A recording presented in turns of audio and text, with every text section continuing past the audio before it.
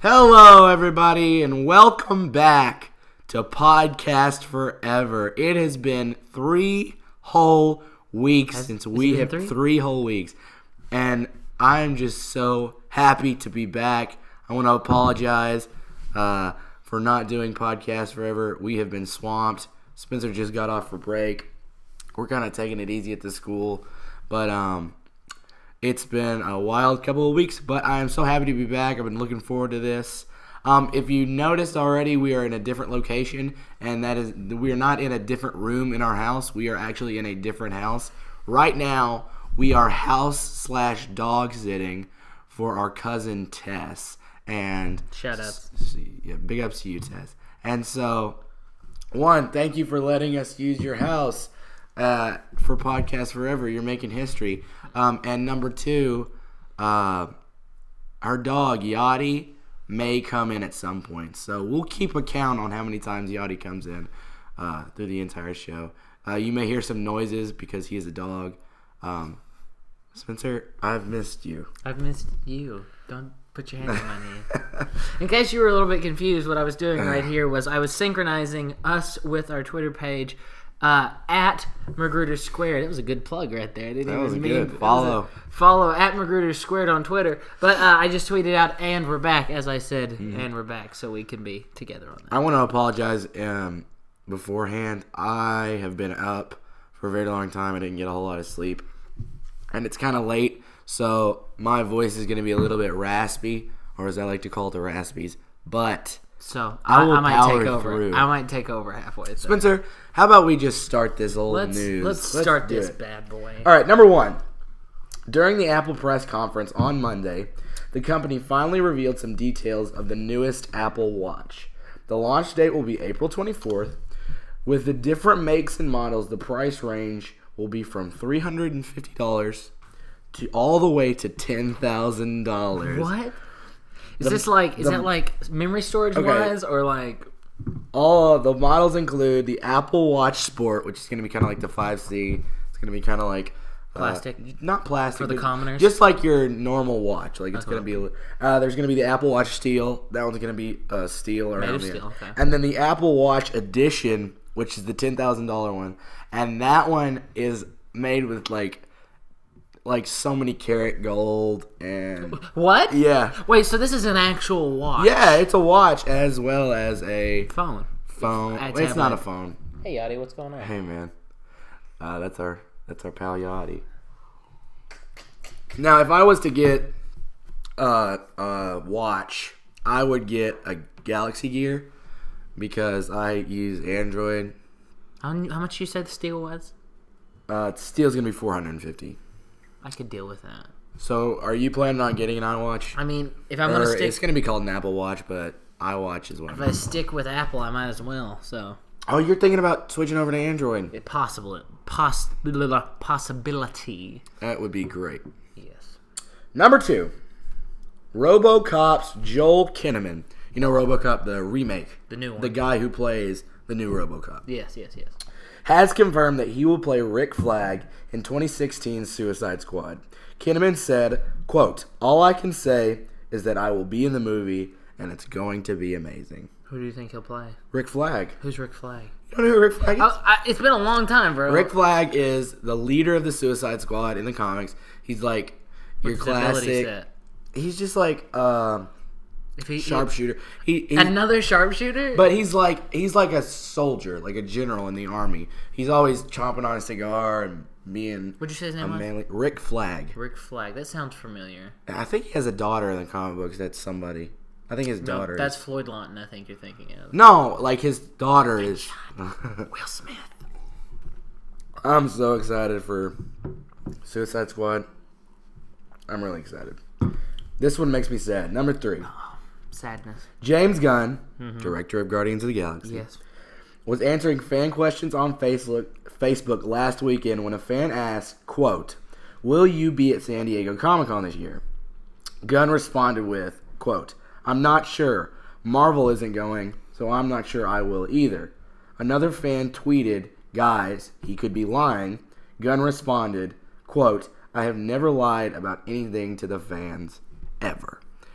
This makes me sad because the whole tradition with Hall H, people line up 48 hours before Marvel goes on just to get in. We always get clips from movies to see the cast.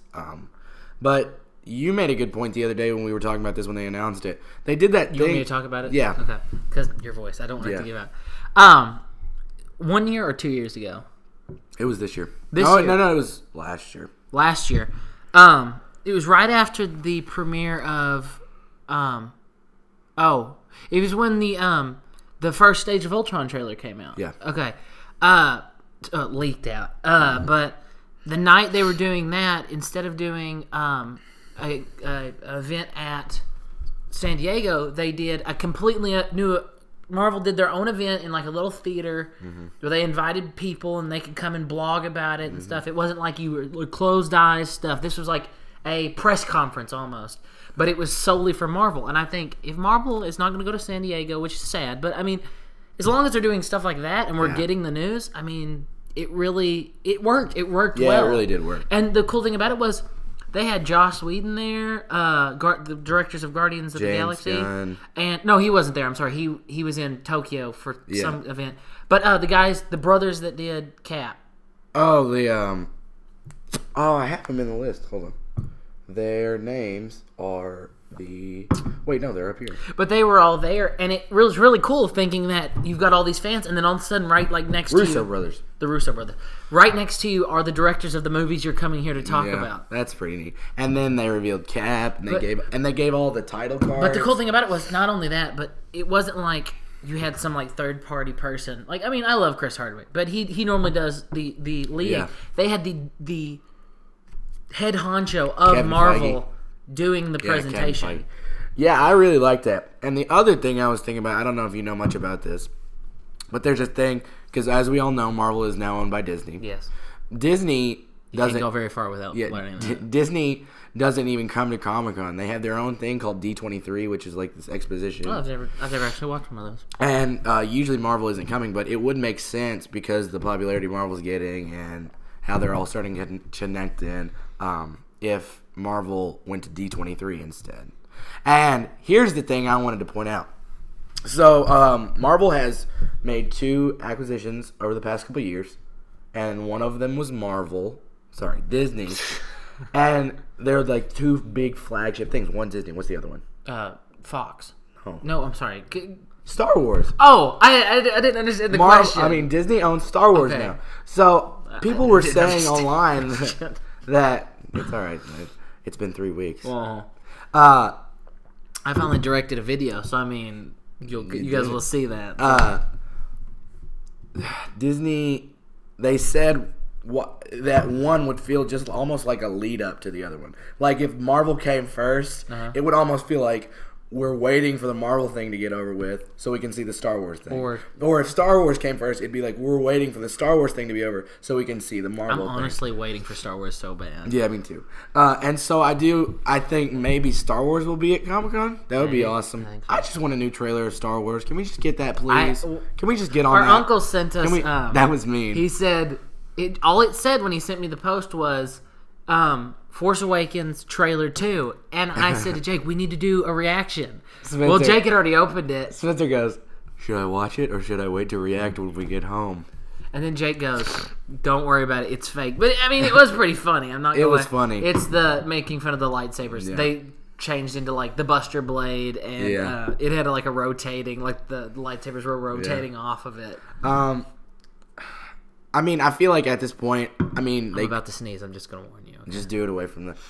Actually, it might go away. You said something I feel like almost at this point, and this is an overstatement, but it's true, sort of.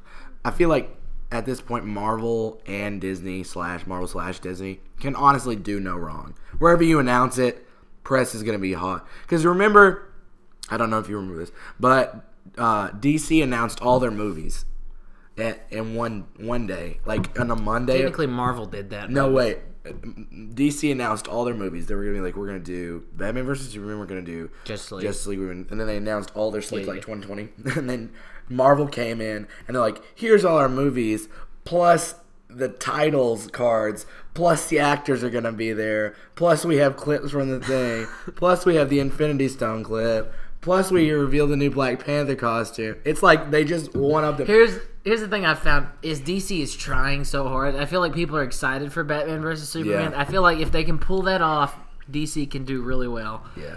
But I feel like everything they do, Marvel somehow finds a way to, one-up them. And I don't even think they try. I think it just happens. Yeah.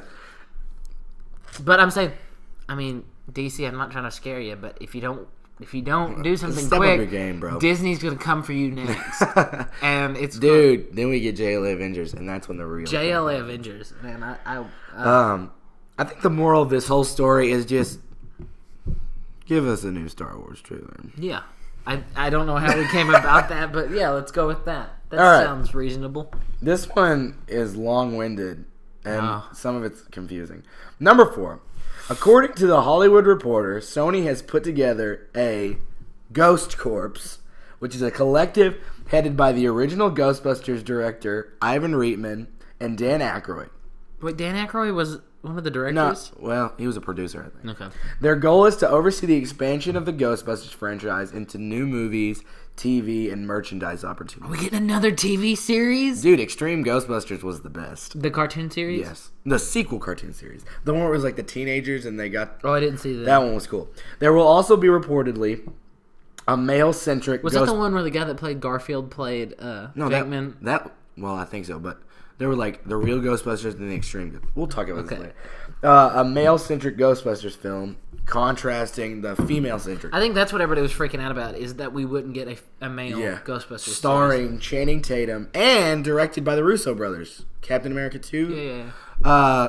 I'm okay with this. I mean, honestly, I've said this before. I said this on the first episode of the show. I don't want them to touch Ghostbusters, but I mean, this sounds bad. You think they'll try? But I want them to go out with a bang if it all goes downhill. Do you think it's going to be a remake or just they said it's going to be like the Marvel Cinematic Universe. Are they going to be like multiple? Is it going to be like they were trained by the originals, or is it just going to be like they are? From what I've read, it won't be in the same universe at all. Like that will. So they're going to be starting their own Ghostbusters, which is brave. But you know they'll get the firehouse and the car. Yeah. I hope they allude back to the. And Slimer will be in it somehow or another. I think this was one of the weeks we were gone, but Paul Feig, the director of the female Ghostbusters movie, he said the new Ghostbusters will be heavily inspired by The Walking Dead. Zombies? I don't know. It makes me sad. Just don't touch Ghostbusters. But if you're gonna do it, Channing Tatum's not bad. And it was a rumor that Chris Pratt may be in it. Yeah. And that Chris Pratt's perfect. I'm confident I love women, but I will say Chris Pratt's perfect. Chris Pratt, John Hamm, Chris Pratt. See, I don't see that. Jared Leto. I don't see that. John Hamm. No. John Hamm for Indiana Jones 2019. Number 5. Disney is teaming with Tim Burton to bring us a live-action Dumbo. I heard about that this According week. to the Wall Street Journal, the film will be a mixture of CG and live-action. Screenwriter Aaron Kruger, yes, Transformers: Dark of the Moon, Age of Extinction, yes, will be writing and producing alongside with Justin Springer, who produced Tron Legacy. I'm a big fan of Tron Legacy. They said it's going to be in the vein of Alice in Wonderland. Okay. Well, that's what I was going to ask. Do you think they will do live-action elephant that just kind of does... Hey, Yachty. Hey, Yacht. Live-action elephant that, like, pretends like he interacts with people? Or do you think they'll do CGI elephant that can talk? Or... I feel like they'll do like what they did with Alice in Wonderland. Okay. Which, I mean, say what you will about Alice in Wonderland, but it was, like, innovative. Let me say it like this. Do you remember the Charlotte Webb movie? Yeah. Where all the animals talk to each other? And they were kind of like half CGI, half... I think... Oh, I know what you're saying. But like they talk to each other. Like they were like... You could hear what the animals are saying. Yeah. Or do you think it'll be a movie where it's just an elephant named Dumbo and we see him do stuff but we don't ever see him? I feel like it'll be like... I feel like it'll be like the movie. Like he talks and the other things talk. Dude, when Dumbo lost his mom as a kid, that tore me to pieces. Let me go. That and The Fox and the Hound, man, those two movies. Hey, how's it going? You want to be a part of this? Dumbo's scary. When he gets drunk. Oh, with man. the pink elephants, that's terrifying. That's terrifying. That is almost as scary as Pinocchio, which I'm going to go out and say is Pinocchio is the scariest child's film of all time. Hey, God. Disney's got some whacked out movies. Speaking of Tron, segue. The third installment of the Tron franchise is reportedly set to begin filming this fall. Yes. A porn? No, it is not. One of those. Pull out your lightsabers. According to Vanity Buzz, which I don't know what that is, Walt Disney Pictures will commence filming Tron 3 on October 5th, 2015. Joseph Kosinski is expected to return as director, and Garrett Hedlund is expected to return as Sam Flynn. See, the thing about it was, and because I am a huge Tron fan. Once the movie ended, when the DVD was released, there was a mini short called Flynn Lives. Because, spoiler alert, Sam's dad, Kevin Flynn, from the original movie, died, we think. I mean, he's dead. At the end of... You know what I feel like that was always left open to interpretation? What? He's going to sniff out the camera. The camera will move shortly. Maybe. Here we go. And I might have to move it back. It'll be fine. Okay. I felt like that was always left open to interpretation, because does that mean Sam went back into the grid and... Reconstructed? No, he saw Flynn, like he knows Flynn's alive, or is he saying that... He is Flynn and he lives? Yeah. That's the thing. They gave you that. They gave you a reference to one of the characters from the original movie. You know Ram? Yeah. The guy that died? Yeah. His actual, human form. He came back in that short. But Sam takes over the... What are you eating? Oh, well. I don't know what you're doing. You're not eating anything. Okay. Sam comes back, takes over Incom. But then they just end it. They just say, he rips the shirt off and says, Flynn lives, and nobody knew what that means. But then they came out with Tron Uprising, which was a great show. Weird animation, but great show. It had... it was good. It had Elijah Wood and... Amy Adams. No. Mandy Moore. Yeah, Mandy Moore. It had some really good voices. I mean, and they had Tron, so I mean that was good. But then it ended after the first season because nobody the Disney said it wasn't getting enough views. But I feel like they could have told us what happened to that whole point. No, but I think we know Tron is still alive because they didn't, he fell in the water and turned back to his. Only thing I need to say is work on your creepy young Jeff Bridges animation. That was some weird messed up stuff. Or just don't put that in there. If you're gonna bring Tron in, I don't know, just figure something out. I feel like Tron is one of those things like Liam Neeson or Chuck Norris where he could still rock it even if he's old. Have you seen the guy that plays Tron? He's awesome, but I think they call Liam Neeson's movies cataraction movies. Or something like that. Something funny. If not, I'm calling that one. That one was my idea, cataractions. Number 7. Uncharted 4: A Thief's End has been delayed until spring 2016. What are you doing? What are you doing, Naughty Dog? Sad face. What? Yeah, he's barking at the camera. According to the game's directors, Bruce Stranley and Neil Druckmann, who also headed The Last of Us, in a post on the PS blog, the two directors stated that, quote, the game is much more ambitious than we originally envisioned. What does ambitious mean? Bigger, more innovative. I feel like if Naughty Dog is ever going to make an M-rated Uncharted game, that this is going to... Because if they said this is going to be the last one... Yeah, and also, it's made by the people who did Last of Us, and that was rated M. You got to wonder what's going to be the creepy monster in this one, because every game has... You got to think... What was the third one? The third one wasn't a creepy monster. It was the fire people. The first one was slippery Nazis. Slippery what? Slippery naked Nazis. Second one was Abominable Snowmen. The blue Yetis. Avatars. They were Yeti avatars. They were. Third one, it turned out the whole time they were just hallucinations, but they were the Jinn. Yeah. Like the fiery people that live in the desert. And so this one has to have... For an Uncharted game, you have to have... There's 3 things you need in an Uncharted game. Waves upon waves of enemies that you really shouldn't have been able to beat as an actual person. Well, 2, a car chase scene. Every game has a car chase scene. Yeah, or some chase scene. Because you had the first one, which was you were in a car and you mounted the back of a gun. Yeah. Okay? Second one, you actually got to jump from car to car, Indiana Jones style. Yeah. And then the third one was you rode a horse in the desert and like took out a convoy. Yeah. So every game has that and then monsters at the end. There's always a monster fight at the very end of the game. Yeah. I just want it to happen. You better. And Troy Baker's going to be in it. Yeah, he's going to be his brother Sam, I think. Which I'm totally for because Troy Baker's like the dude. No, it goes John Hamm, Troy Baker. Did you realize that's my two favorite voice actors in one place? Nolan North. No, Kevin Conroy's not there. Oh, well, let's second and third. Okay. All right. No, I'm going to say Troy Baker, Kevin Conroy. Mine is, yeah, because he's done so much more stuff. I just love Troy Baker. Troy Baker, you're the Kevin man. Conroy. Seriously, though, Nolan Troy North. Baker, if you can hear us, we just love you so much. I hope you mean through the video, because if you can hear us right now, I'm a little bit freaked out. I wouldn't be surprised. It's Yachty. Yachty is Troy Baker. Okay, this one, Spencer and me have discussed this one. A handful of comic book covers have revealed new costumes for both Superman and Wonder Woman. These costumes will debut in June as part of DC's major post-Convergence relaunch. It's going to be like a whole different thing. Your feelings first. I want to know. I like Wonder Woman's. I do. Cool I was about to say. I do. I never was a big fan of the Action Comics jeans and T-shirt Superman.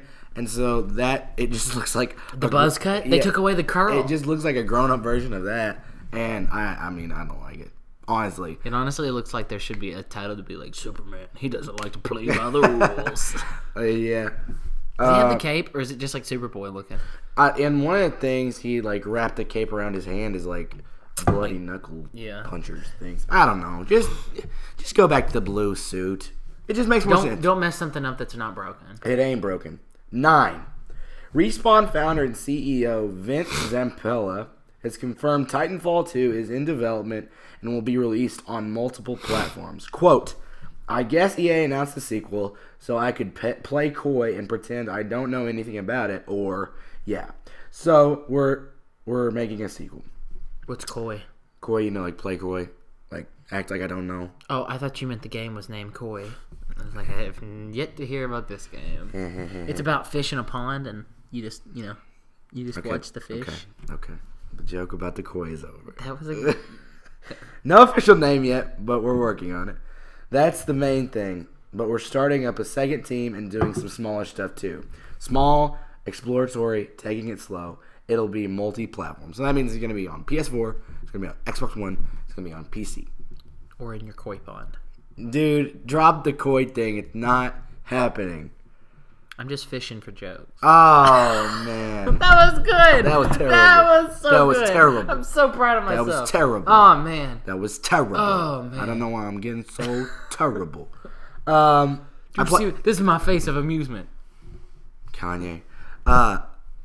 Yachty didn't like that. Yachty's coming over now that I've said that. I played Titanfall on Xbox One, and it was a lot of fun. But the only problem I had with it was a lot of people say it was not big enough. Yachty sniffing my foot. Sorry. It was a very odd experience. It wasn't like big enough. There weren't enough maps. There wasn't enough content in the game. Put the Optimus Prime thing in it, and I will buy the game. That was awesome. But I liked it. I thought it was cool. The whole actual Titanfall. Yeah, that was cool.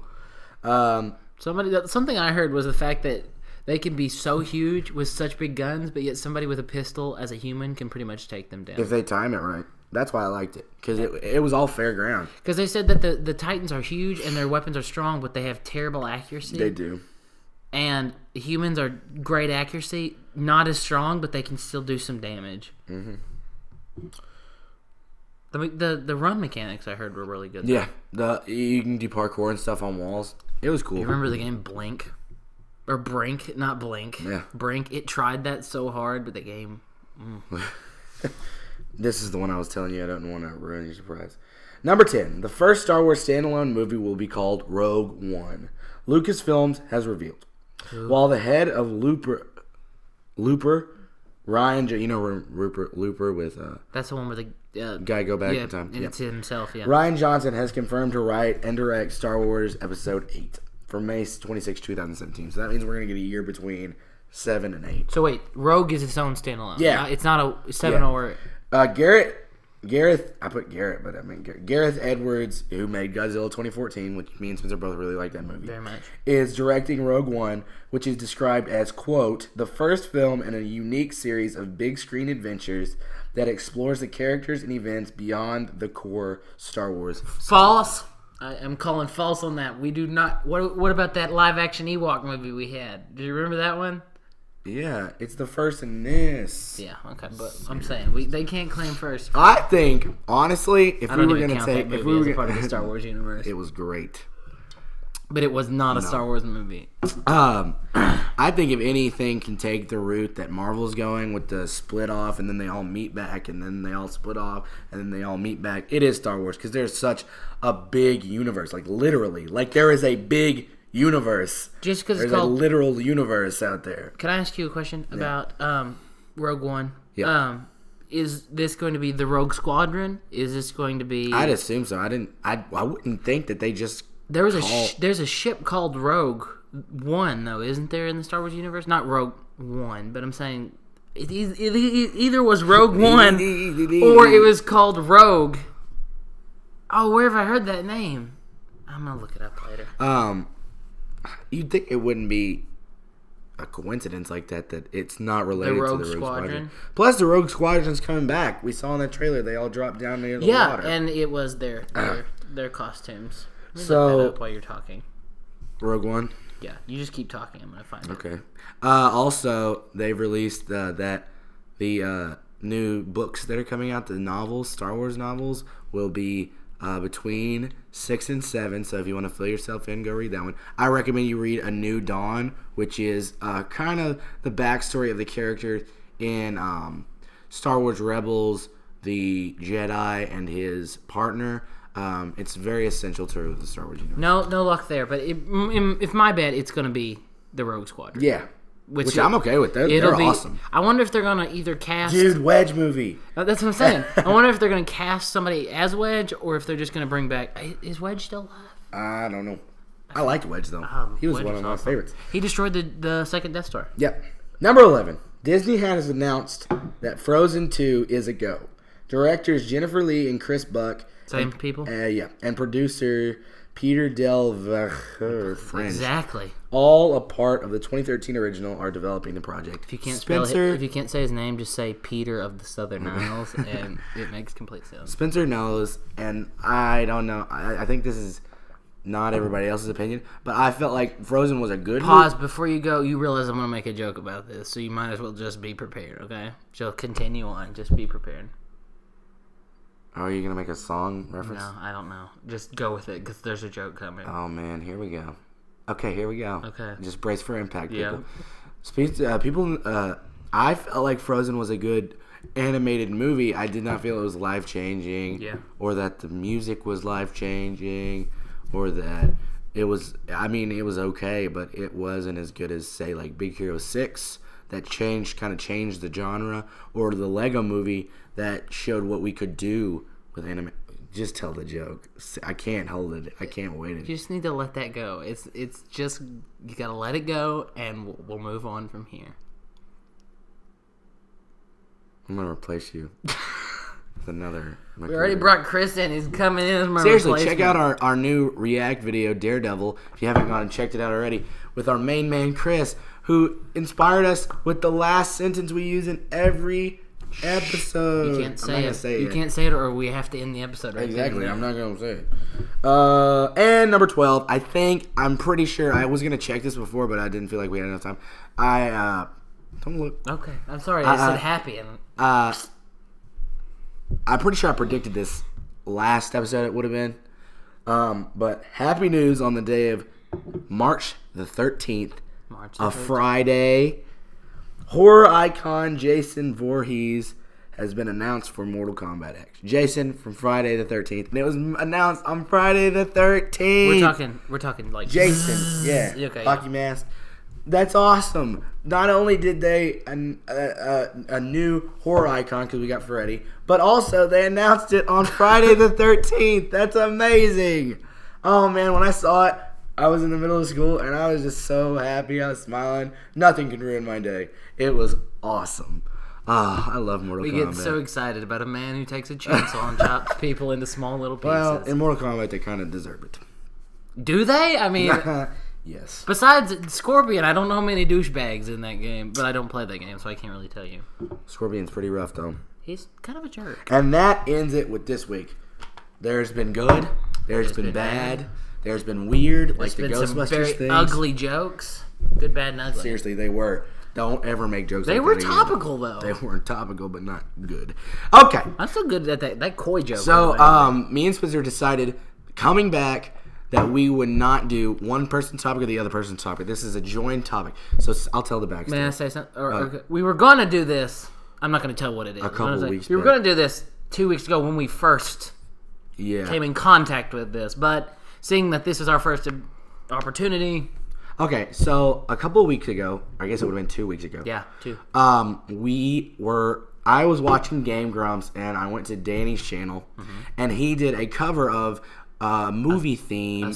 A song for a theme of a movie. From the 80s. From the 80s, called The Last Unicorn. So me and Spencer I was just like, you know what? He's talked about it before on Game Grumps, so, I mean, it might as well be worth watching. Can I tell my experience from this? Go ahead. The dad comes to me. We ended up watching it like 20 minutes later. Like, it wasn't like the morning of, and then we watched it that night. He literally just told me, like, as we were about to watch it, he said, dude, will you watch this movie with me? And I had nothing to do, so I was like, yeah, what is it? And he goes, yeah, it's a movie from the 80s, and it's a cartoon. I was like, oh, okay. There's been some good movies. And then he goes... I said, what's it called? And he goes, it's the Last Unicorn. And I said, oh, goodness, here we go. I didn't know what I was getting myself into. So I said, okay, Jake has yet to steer me wrong with movies. I have. So let's just give it a shot. If it's bad, I can say this is the first time in a long time that he's done it for me. So, and we watched it. And if I can put it into one word, it is surprise!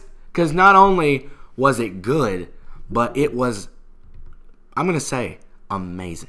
It was just mind-blowing how I thought one thing and then it turned out to be completely different. Shockingly good. If you don't know anything about The Last Unicorn, it's a book written by a man named Peter S. Beagle. And they made a movie about it. Hang on 1 second. Continue talking. For fast forward.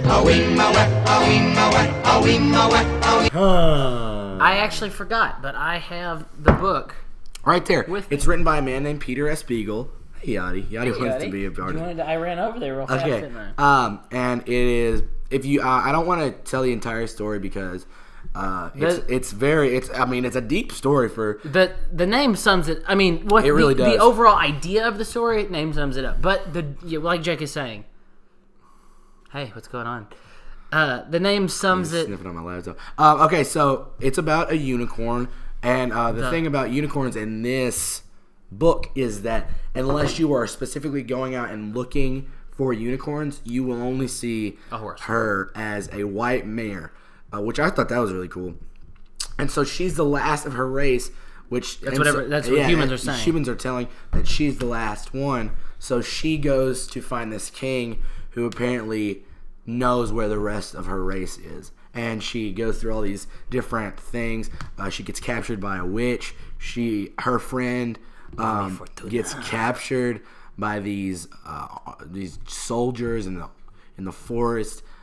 She has to go up against this thing called the Red Bull, which is awesome. Not the energy drink. Just to clarify. At first, I started laughing, but when you see it, it's pretty. It's almost like it's called the Red Bull, but it's almost like a big fat pig with like big devil. And it's on fire all the time, and it's got it doesn't even look real. So me and Spencer decided, since it was so surprising and since we did not expect it, we are going to team up this week and do a co-op topic. Co-topic. What we enjoy. Co-top. That's a thing. Yeah. And we're going to talk about why The Last Unicorn surprised us. And we're just going to say it at the beginning, and we'll probably say it at the end. If you haven't seen The Last Unicorn yet, which I know all of my friends watching, well, most of them, I forced them to watch it. And, I mean, I don't care what you say. It was amazing. Even if you don't like it, it's still one of those movies that it's good for you to see. Yeah, you just need to see it. And, man, the main theme song. hang on. We're going into. Are we going into? All right, let's start. Let's say this. And I don't know if it's in your points, but they had some some of the voice actors were people that. I mean, maybe at the time they were famous, but that was like at the start of their career, like or at the beginning. Yeah. Well, maybe not Christopher Lee, but they had Jeff Bridges. Back to Tron. Christopher Lee. I forget what his name is. I'm gonna look up Schmendrick the Wizard. Schmendrick's voice actor. Alan Arkin. Alan Arkin's his name, and he's played. I think he played in Goodfellas, which is a movie you haven't seen. But go ahead, because I think that'll kind of loop in later. Okay, so mine. What I have to say. I did top 5. I believe it was top 5. Top 5, and then I did from like what? This not saying that it was my least favorite, but just like out of all, the last one is my favorite. Okay. Number because it was made in 81 or 82. 82. It made a bunch of like references because it's a medieval movie. Like it takes place like there's no joking around about it. It's strictly medieval. But they made a bunch of references to stuff we talk about today. Yeah. The way like Schmendrick phrased his sentences was very contemporary, and like it was written on what was the name of the king? Oh, King something, and it was like down with King so and so, and that was kind of a reference because people used to say like I'm down with that and stuff. And then at one point they're sitting around a fire, and they have Schmendrick, and Schmendrick's like I can show you all these magical things. And they're like, the captain of the soldiers releases him, and he's like, "Come, my dear boy, here, have a taco." And it wasn't like one of those weird, like when they translated it, like in those, and were like they had to like write something in, and it was just like an odd, creepy, bad writing. It was like they did it on purpose, but they wanted to get people to see if they could like throw them off and then go straight back to what they were talking about before. There was the butterfly. He would make a bunch of like long poetic voices, and then he would throw in a song that's just from. He made some. It was either Dirty Dancing or Flashdance reference, and that was awesome. So it was well paced, I guess you'd say, because you got some medieval stuff, and then you got some stuff that's contemporary, and the way it sounds, and that was awesome. That was one really good. Well, my next one was the jokes. They had some really good jokes. Yeah, they really did. Not like heave your guts up laughing, but like it was like really dry. It was really like it was funny, and then you laughed, and then you just went on with the story. And also, I'd say about the jokes is they weren't just like, oh, he fell down and oh, he farted. Like they were jokes like, I mean, you weren't like pondering the entire movie, but you really had to think about the jokes for them to be funny. It reminded me of Shakespeare a lot because in Shakespeare's play.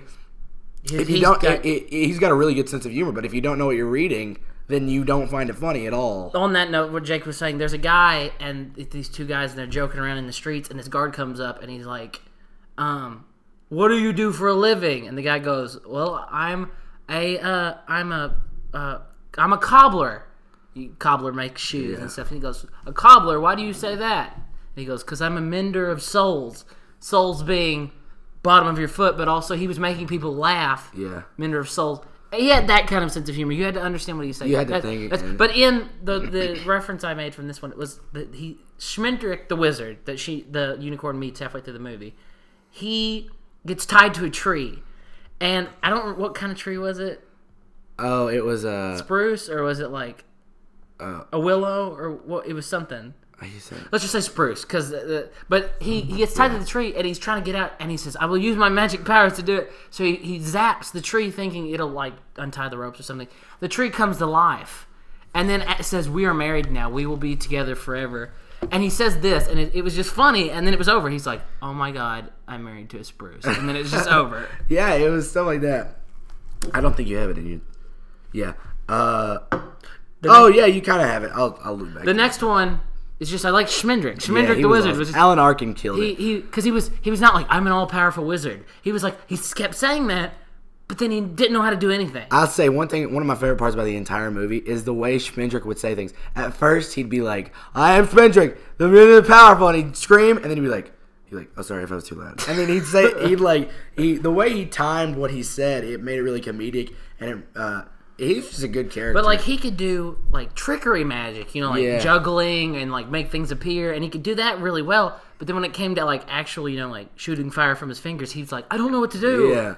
And then at one point through the movie, he just accidentally turns somebody. Well, should we tell, or is it a spoiler? No. Just let him. He does a transformation spell, and he says, "I honestly don't know how to do it." And he's like, "I don't know what to do. I can't fix this." Yeah. Hey, how's it going there? Yeah. The next one, and then I'll let it go over to you, is... Mine's going to tie into that It was a deep plot, and it followed a lot with death and how time works. In the story, the unicorns are eternal. Unless someone kills them, they can't die. They live forever. And when she leaves her forest, her magic keeps everything young and fresh and alive. But when she leaves her forest, she says, there was a quote in the book, and it really didn't say it in the movie, it said, "When I live in my forest, time flows through my forest." Or time moves through my forest. Not saying the forest is solid forever and ever, and time just kind of goes by it, okay? But she said, when I leave my forest, time is solid, and I'm going through it. And it's talking about about death. It's always there. It's right here with us. It's slowly eating away at us. In the movie, something happens to the last unicorn, and she says... She loses her immortality at one point. And she says, "I can feel it." And she goes, "I feel death all around me." And that was really... Slowly eating away. For a kid's movie. And that's what I was going to tie into that I liked. And I'm not saying this because I'm like, kids' movies shouldn't be so soft. Because, obviously, I want kids' movies to be lighthearted and stuff. But at one point... Sorry. Time to change. She... Mommy Fortuna, which is the witch, she captures a bird, a harpy. Or is it? It's a harpy. Yeah. And I mean, it doesn't sugarcoat it at all. Okay, spoiler alert. This part, the harpy straight up kills her. It shows the harpy come down and attack Mommy Fortuna, and it kills her. And she says later in the movie, she's like, "I know you're gonna kill me, but until that point, you're mine." Yeah. And then Mommy Fortuna says that before she kills her. And then the harpy kills her, and then the harpy jumps and kills her son, Mommy Fortuna's son. I missed that. And it kills them, and you hear him screaming and stuff. And then another thing that ties in is when he changes the tree into a woman, it's a woman, and it has the tracts of land. Yeah. And it was pretty, for a kid's movie, it was more than I'd expected. And that's what I liked, is that it appealed to all ages. I wouldn't show this to a 4-year-old. No. Not because I think I'd scar them for life, but I honestly think it would be boring almost to a 4-year-old. And it's got some really deep thinking stuff. Yeah. And then that applies to my the next one is the music was just amazing. Seriously. It was done by the band America. But the opening sequence, the other songs are good, but I'm saying the opening sequence is what killed the movie. Not killed it in a bad way. In a good way. And the whole song, it's talking about you see the last eagle fly over the last crumbling mountain and the last lion roar over the last dusty fountain. And I sat down and I listened to all the lyrics, and it's talking about all of this stuff goes away. The eagles all die off. All the mountains just turn to rubble. The lions die. The fountains dry up. But the unicorn is always there. Yeah. No matter what. And the music was just deep, and it had that deep feel, and it sounded good, but it had a good meaning behind it. Yeah. So, honestly, the whole truth is, this is a great movie. I think, honestly, it is my favorite animated movie just ever. It just surprised me, and I guess it was that movie that I needed to see at the right time, you know what I mean? Yeah. Maybe if I watched it earlier or later, it wouldn't have appealed to me that much, but because I watched it at that point in time, it just worked, and I was surprised, and I think you should all go out. You can find it online for free. Me and Spencer, as soon as we watched it, we bought it. We bought it on Blu-ray. The night we watched it. We watched it, and I was like, I gotta get this on Blu-ray. So I ordered it on Blu-ray. And honestly, I think after we've been talking about it, feeling all the good scenes and stuff and all that stuff, it makes me want to go watch it right now. So honestly, after we're done recording, we brought it. We probably are gonna go watch that. Can I? You know, if I say something, go ahead. And I'm going to put my 2 cents in it. But me I'm a fan of the show My Little Pony. I'm a brony. That's the best way. But here's the deal: is for that show and the thing that says stuff like this, if it says something that's been gender stereotyped, like unicorn or pony or whatever it is, just because it has that gender stereotype doesn't mean that you shouldn't watch it. Because people go, oh, what's the movie about? And then we'd always go, well, it's about The Last Unicorn. And then be like, no, we're not going to watch it. But this movie, I mean, realistically, it's not even about the unicorn. No. I mean, it's just about, it's this fantasy adventure. Yeah. And so don't, just because it has a name like any movie, not just this movie, but if it's got a name like that, don't just say, I'm not going to watch it because of that. Don't deny yourself a good experience just because it has something that you think is... Honestly, I can say for myself, it's one of the best movies, not even just animated movies. It's like one of the best movies I've seen in a long time. Yeah.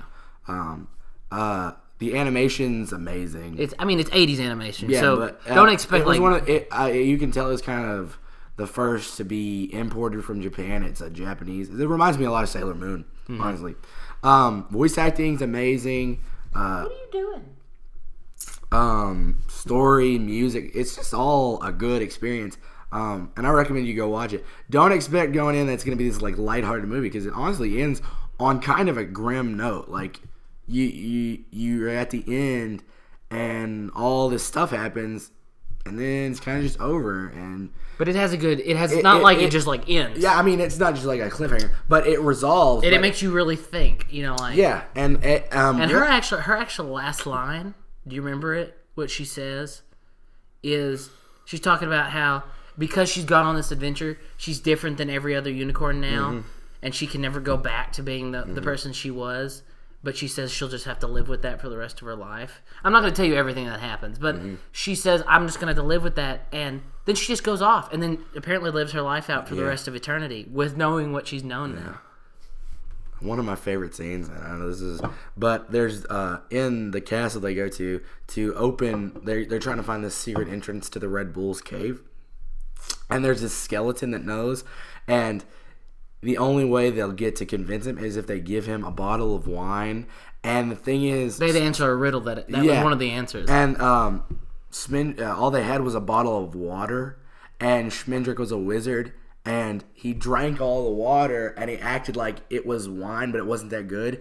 And because the skeleton has like no, taste buds or stomach or anything, he drank an empty bottle. He asked him, "Can I just have the bottle?" Because what Schmendrick said, he said, "Ooh, this wine is delicious," and he said, "Oh, please, just let me have the bottle." And Schmendrick goes, "You can't even taste anything," but he goes, "But I can remember what it tastes like, and that's good enough for me." Yeah, I mean, it's stuff like that, little stuff like that, where you break it down and you're like, That's a pretty solid line in itself. Just the thought. The memory of something is good enough just to...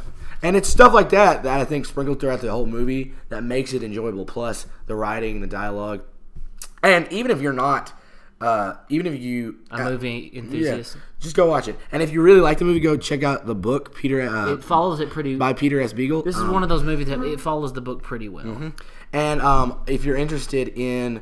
the movie, if you go watch it and you're more interested in the movie, Peter S. Beagle actually later this year and early in 2016 is doing a cross-country tour where he's screening the movie to people who haven't seen it ever, and he gives them a chance, and then he'll do book signings. And so if you go watch the movie and you go read the book and you're more interested, check out the link below. I'll put it in, and you can see if it's coming anywhere near you.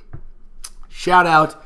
A couple shout-outs in the end. Shout-out to Danny from Game Grumps for showing us showing us The Last Unicorn, because, it's awesome. Thank you so much for showing that to us. Thank you. I appreciate that. Shout-out to Peter S. Beagle for creating The Last Unicorn. It's amazing. If you can hear us, keep doing what you're doing.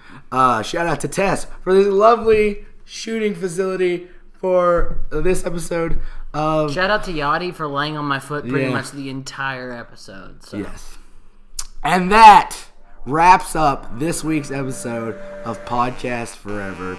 As always, I'm Jake. He's Spencer. You can follow us. We'll put our Twitter link below. Follow us at Tumblr for McGruder Squared. Just one word, McGruder Squared. Go check out our last video with our friend Chris where we react to the new Daredevil trailer. Awesome. We'll definitely talk about that when it comes out. Who knows? We may even review. We'll talk about it more, but look forward in the next coming weeks. If you don't check your YouTube that often, we'll be doing our first unboxing video in the next couple of weeks. Because I'm going to have a package. Until then, that about does it. As I said, follow our Twitter. Don't forget, if you like this, go check out our other videos. Subscribe. It always helps. Thank you for letting us do this, letting us come and make videos every week. We will not leave you for 3 weeks again. Hopefully. We will be back. But until that point, you have been Chris.